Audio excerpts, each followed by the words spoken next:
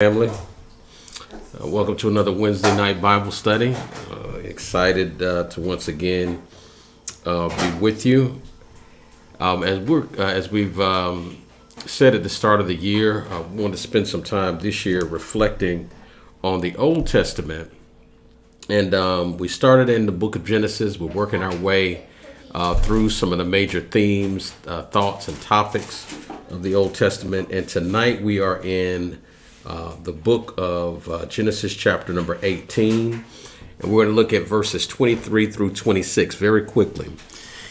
And it's an interesting story. Some of you are going to be familiar with it. Some of you maybe not. A little bit controversial. But we want to tackle the Old Testament head on, because one of the things that we do recognize is that the Old Testament does have some areas that can raise questions, concerns, and again, even controversy, in terms of our faith and the things that we believe about God, about ourselves, and about our place in the world. And so let's dive right in. Genesis chapter 18, verses 23 through 26. And also I'll go ahead and read probably verses 28 through 32. Then Abraham drew near and said, "Will you indeed sweep away the righteous with the wicked? Suppose there are 50 righteous within the city. Will you then sweep away the place and not spare it for the 50 righteous who are in it? Far be it from you to do such a thing, to put the righteous to death with the wicked, so that the righteous fare as the wicked. Far be that from you. Shall not the judge of all the earth do what is just?" And the Lord said, "If I find at Sodom 50 righteous in the city, I will spare the whole place for their sake." And we'll skip down. Suppose 5 of the 50 righteous are lacking. Will you destroy the whole city for lack of 5? And he said, "I will not destroy it if I find 45 there." Again he spoke to him and said, "Suppose 40 are found there." He answered, "For the sake of 40, I will not do it." Then he said, "Oh, let not the Lord be angry, and I will speak. Suppose 30 are found there." He answered, "I will not do it if I find 30 there." He said, "Behold, I have undertaken to speak to the Lord. Suppose 20 are found there." He answered, "For the sake of 20, I will not destroy it." Then he said, "Oh, let not the Lord be angry, and I will speak again, but this once. Suppose 10 are found there." He answered, "For the sake of 10, I will not destroy it." And so we want to talk a little bit tonight, very briefly, from this idea from the text of haggling with God. Haggling with God. So, just a little background, a little context. We started out last week this dialogue about God's connection with Abram. Abram, of course, is the father of faith. He is claimed as the father or the originator of faith for at least 3 major religious denominations: Judaism, Christianity, Islam. And the reason is that he was the one that heard God's voice. God made a promise or a covenant to him that through him, through his seed, the people or the nations of the earth would be blessed. And of course, he over time raised up Abraham to be a profound figure in the history of humanity. God nurtured and cultivated in Abraham a deep trust in our Heavenly Father. Abraham learned over time to trust God explicitly. Even at God's initial invitation for Abraham to follow him, to follow God to a place that God would show him that Abraham had never been to. that God was going to grant him as an inheritance and to his children and his heirs. And Abraham, by faith, believed God that God would bless Abraham, and by blessing Abraham, also bless vicariously and directly all of us who claim Abraham as a father by faith. And tonight, this relationship between God and Abraham is continuing to progress. God, along with God, comes in incarnation in the form of a human being, along with a couple of angels, and they come to Abraham's camp in order to commune with Abraham, to enjoy a meal and a message with Abraham. And so they're there and they're sitting with Abraham, and God is dialoguing with Abraham and confirming again to Abraham the promise that Abraham will have an heir, and then of course that heir will subsequently be a part of Abraham's progeny that will fill the earth and be a blessing to so many. And as he's having this conversation, Abraham's wife Sarah, she's in one of the tents, kind of listening in to what is being said, and when she hears this theophany, this vision, or this God in physical form having this dialogue about her having a baby, she laughs. She's questioning about, why are you laughing? Is there anything too hard for God? And then all of that kind of gets settled. And then at that point, God asks a rhetorical question, and he says, should I share with Abraham what is about to happen? And because Abraham's relationship with God has progressed to the point of stewardship, I'll say partnership, God now invests in Abraham, or imparts to Abraham, or makes available to Abraham this relationship predicated on stewardship. It starts at friendship, then partnership, and then now God treats Abraham as a steward concerning the plans and the purposes of God. And so God says, should I share with Abraham what's going to happen? Then answers his own question and begins to talk to Abraham about two cities named Sodom and Gomorrah. And what God says in verse number 21 of chapter 18 is, God says that in response to the outcry against Sodom and Gomorrah, he is taking a deeper dive into the situation so as to definitively address the concerns that are being raised by people impacted by some of the things that are happening in Sodom and Gomorrah, in these two major cities. And so, there's a lot that's going to be talked about in this section that deals with good and evil, and we'll kind of get into that in a second. But one of the things that it's important to contemplate is that there are so many instances when people are the victims of some of the gross misconduct that we see all around us in society.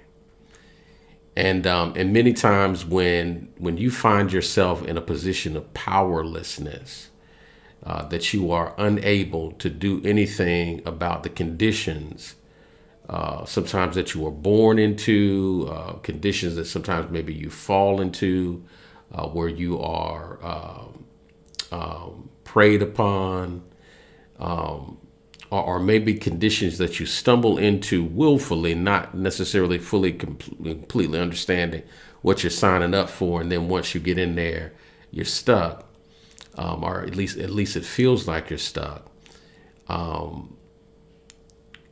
It is to say that oftentimes when we find ourselves in those conditions, when there is no apparent available resource around us, there are many across the globe and across the centuries who have found a relief by looking up when there was no help when you looked around. This is the condition, this is the situation here in this passage in Genesis. There are people who are being directly impacted by the negative behavior, the toxic behavior in Sodom and Gomorrah.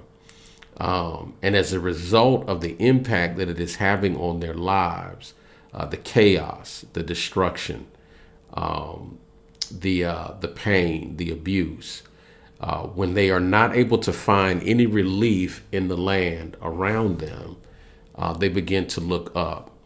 And as they call to God, God is responsive.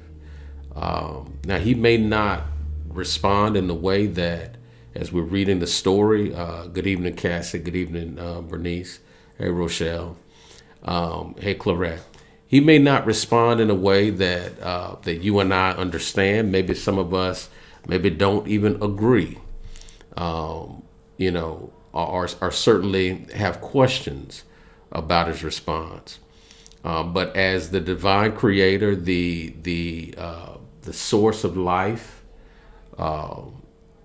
he makes a decision. He makes a determination that Sodom and Gomorrah's wickedness and the negative impact that they're having on people in the surrounding area has reached an apex, and there really is no other answer to this particular riddle than for this cancer to be cut out and removed, right? That you can have a malignancy that is so dangerous to life that it threatens life, it threatens the ability for life to be sustained, that one has no choice but to eradicate the thing that is creating the dis-ease and threatening death on those that are impacted by the dis-ease that is being brought. One of my favorite movies growing up as a kid was a movie, Old Yeller. Old Yeller. Man, I wanted, for any of you that remember that movie, it's an old movie. Of course, it was produced before my time, but it's considered a classic. And so growing up, it was one of those movies, back when you only had 3 channels on your TV. It was one of those movies that would sometimes come up on Channel 44. And I can remember wanting a dog like Old Yeller. Yeller, he was this mangy mongrel dog that this kid came across. He wasn't. I guess now he would, if Old Yeller lived in our current time, he'd be the dog that a kid got, say, from the pound, right? He was a dog that belonged to nobody and everybody. But Old Yeller connected with this family. This family eventually, from dad to mom to kids, all eventually fell in love with Old Yeller. And Old Yeller fiercely guarded and protected the family. He was a great dog. And then one day, when the kids are out and playing, they are attacked by a rabid animal. And Old Yeller comes to their defense and gets bitten by this rabid animal. And of course, Old Yeller is infected. And this is the scene is set in frontier time, so there's no shots to give Old Yeller, no remedy for him. And so they put Old Yeller in a corn crib to wait to see, if the rabies are going to have an impact on him. The dad knows already up front. And he knows that as a result of that, as much as the family loves Old Yeller cannot be allowed to remain on the farm because he's a danger both to himself and to others. And so they put him in the corn crib to see if, in fact, he's going to get rabies, or if the rabies are going to cause him to start to act outside of his character. And over time, you see the disease setting in. And so this dog that at one time was friendly to the whole family, protective of the whole family, now when anyone goes near the corn crib, Old Yeller goes nuts. And everybody knows that, if he were to ever get loose, something bad would happen. Somebody's going to get hurt. And at that point, it becomes clear that there is no other remedy for the situation than for Old Yeller to be removed from the picture. And let me tell you, I remember the first time I saw that movie, I cried like a baby. I was a little kid, but I cried like a baby for Old Yeller. Old Yeller. I could even can even remember some of the theme music for the movie. Cried like a baby. Because we have in our culture, in society, if you have been brought up in a healthy environment, you have been taught to be empathetic for all of God's creatures, right? You've been taught to feel and to care for others. And so when we look at this story, God says to Abraham, the only remedy for Sodom and Gomorrah and the evil that they are visiting upon all of the surrounding peoples is for its removal, its eradication. We can understand Abraham's response.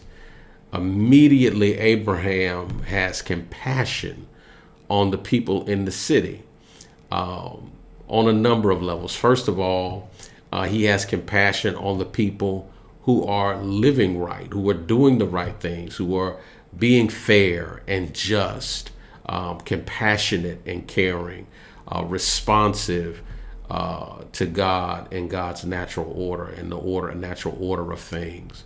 And so Abraham is like, but God, I know, verse number 23, he says, would you also destroy the righteous with the wicked? Right? He believes deeply in the integrity of God. And so he poses this question in a way that assumes God's integrity and sets himself up to get a little bit more information and insight. How is it, God, that you're going to remove these cities, eradicate these two cities, even though there certainly has to be some folks in the city who are high character people, who live high character lives, who walk with integrity.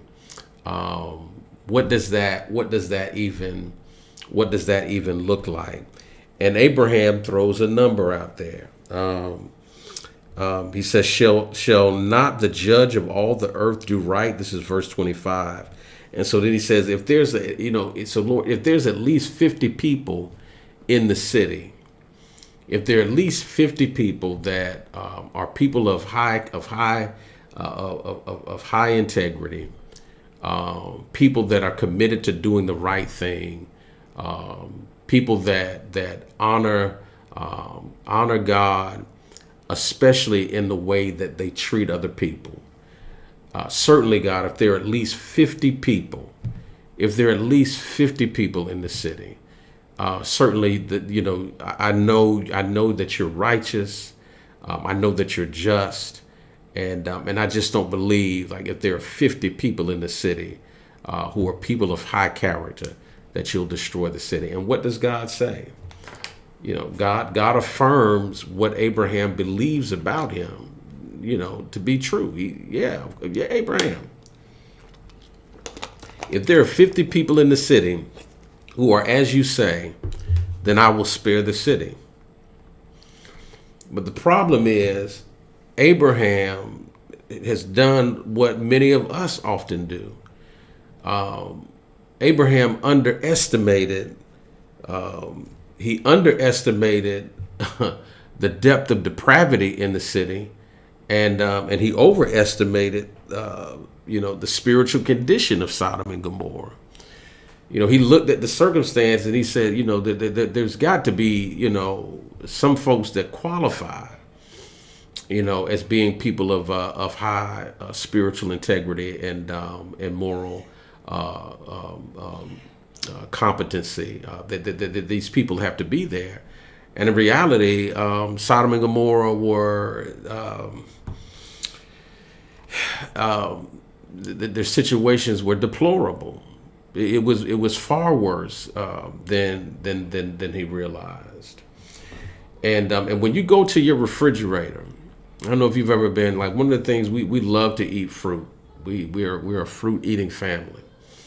But as much as we love to eat fruit, inevitably we pack the refrigerator with fruit, and there will be some remnants of blueberries or blackberries or oranges that don't get consumed quickly enough, and so they begin to get old and spoil. Sometimes you can get in there, and on the surface the fruit looks fine. But then when you actually get into the container, you see that underneath it, it's started to rot and to become overripe. I don't know that we fully appreciate how desperate the conditions are in our society. Every now and then there are things that'll happen that boggle the mind, that offend the senses. Well, we'll read a story here and there, or something will happen in the community, and people are up in arms, and somebody's got to do something about this violence, or somebody's got to do something about these politicians. Somebody's got to do something about the police. Somebody's got to do something about our kids running wild, and somebody's got to do something about these parents not raising their kids, and somebody's got to do something about the sense of entitlement that people have, and how that leads to all kinds of ugliness and the way that people treat. Somebody's got to do something about the imbalance in terms of wealth in the nation, and how 2% of the country has almost like 80 or 90% of the wealth. Like, somebody's got to do something about and we keep talking about these things, and somebody's got to do something. And we talk about them as if they're all detached and disconnected, when really they are all just the overripe, rotting fruit, right, being displayed from a tree whose roots are dead.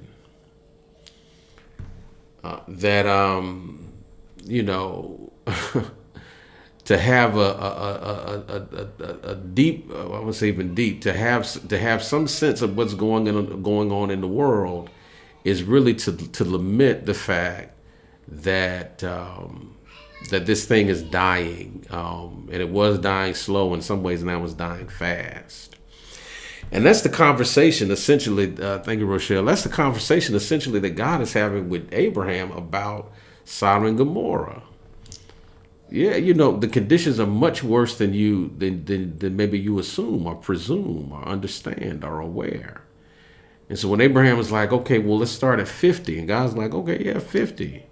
I got you. There's 50 folk down there whose hearts are right, who are about doing the right thing, about loving their neighbor, about treating other people fairly, about being just and patient and kind, who live their lives in the joy and the strength of the Lord. Like, if you're saying if there's 50, if they're there, yeah.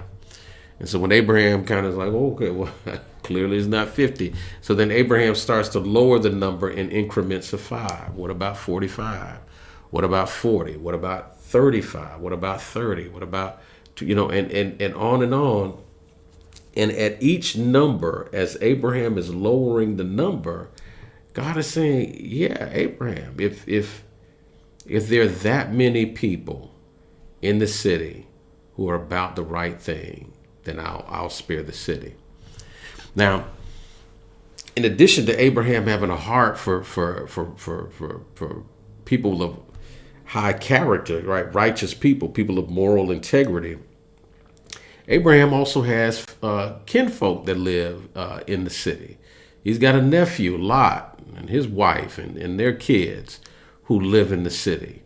And so he has a vested interest in seeing the city spared, not only for those who live high character lives, who love God and live righteous lives, but also for his family, and not wanting to see his family caught up in the destruction of the city. But he keeps lowering the number until finally he arrives at 10, and God is like, yeah, 10. If you can find, Abraham, if we can find 10 righteous people in the city, I'll spare the city. And to the utter embarrassment of the city, its utter shame, 10, not even 10 people, not even 10 righteous people can be found. And it's easy, I think, when we land at that place, because there's a lot of philosophical questions that we can start to ask about how God does all of that, how he weighs out good and evil. We know that there's a lot of inequality in the world. We know that there is a lot of inequity in the world. And so because of these problems that exist as a result of inequity and inequality, it does raise a lot of questions in terms of how God, sort of judges, individuals and groups based on some of the evil that we're born into, the conditions that we find ourselves in that maybe sometimes are no fault of our own, situations where the wicked flourish and the righteous seem to suffer. I'm not going to try, I don't, it's impossible to answer all those questions in a single sermon or Bible study lesson or monologue. I think that there is a way that we arrive at some understanding through dialogue and conversation. Not saying that we can, explain everything as it relates to some of those questions as it pertains to good and evil and how God judges and weighs. What I will say is that I think it's important for us to certainly respect Abraham's example. That in this text, Abraham asked these deep questions of God. He doesn't shy away from asking the hard questions, but he does ask those questions with a huge degree of humility, understanding his own limitations, his mental, physical, spiritual, and emotional limitations. And so he says things like in verse number 27, "Indeed now, I who am but dust and ashes have taken it upon myself to speak to the Lord." Even as Abraham is asking God these questions, he recognizes, good evening, Sister LaShore, he recognizes his own limitations, and that helps to inform the attitude by which he comes to God with these questions. He comes with a tremendous amount of self-awareness that leads to humility, right? God, I'm not even qualified to maybe deal with or wrestle with some of these answers that you're going to provide, or even questions that I have. But I love you. I trust your integrity. I trust your heart enough to bring my concerns to you about these questions that I have. And I want to encourage you tonight, those that are listening in, as you and I are wrestling with the difficult questions of our day. I think it is important for us, number one, like Abraham, to intercede on behalf of our friends and our neighbors who we see overwhelmed being overwhelmed by evil, being overwhelmed by these notions and ideas that to get ahead, I have to get over on the people around me, who buy into some of the culture that is rooted in the commoditizing of humanity and treat people like things to be used and abused, rather than people who share the image of God, the Imago Dei, who should be respected and loved and treated with the utmost regard. It's important for you and I, when we notice and we see, especially in our immediate circle of influence and care, folks who are falling or who are subject to the atrocities of the system, to do all that we can to try to pull people out of paths that ultimately lead to destruction. Because just like Abraham, as you and I continue to walk with God, the trajectory of our path moves from friendship to partnership to ultimately stewardship. And you and I begin to share with God in the things that he reveals to us about this corroding and corrosive culture and world. You and I know that ultimately this will pass away so that the new heaven and the new earth can come into existence. But one has to leave before the other can come. And so in the interim, right, in the meantime, you and I, as we share in that knowledge, continue to carry the blessing that comes with that, because of our knowing that we choose to live our lives in such a way to walk with God, to know God, and to follow the paths of righteousness that he lays out for us. But it also comes with a tremendous burden, because we look around and we see Sodom and Gomorrah reflected increasingly in so much of what we see, and we know that it is not sustainable. That it's not sustainable. Like you don't have to argue with a single soul, right? The argument, and if there's an argument, it just begins and ends with, can this sustain itself? And it cannot.